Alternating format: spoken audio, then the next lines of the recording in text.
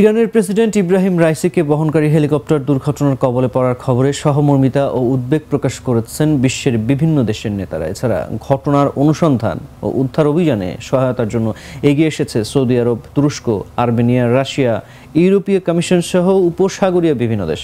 ইরানের রাষ্ট্রীয় বিভিন্ন গণমাধ্যমের বরাত দিয়ে রোববার রাতে এক প্রতিবেদনে এ তথ্য জানিয়েছে কাতার ভিত্তিক সংবাদ মাধ্যম আল জাজিরা।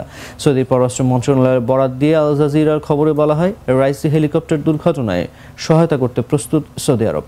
ইরানকে যে কোনো ধরনের সহায়তার জন্য প্রস্তুত রিয়াদ। এই ঘটনায় সহমর্মিতা ও উদ্বেগ প্রকাশ করেছে দেশটি।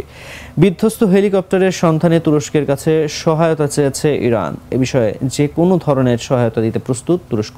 এর মধ্যে 6টি যানসহ 32 জন পর্বতারোহী উদ্ধারকর্মী পাঠানোর কথা জানিয়েছে দেশটি।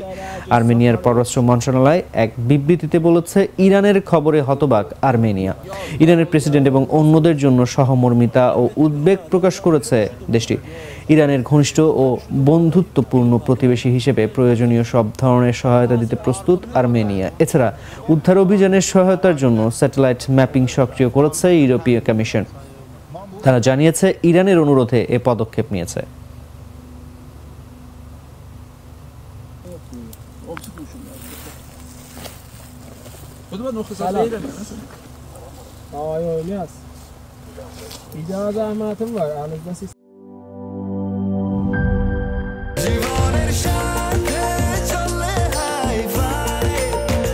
স্বাস্থ্যকর অল টাইম ফ্যামিলি কেক, সব সময় অল টাইম হেলদি লাইফ।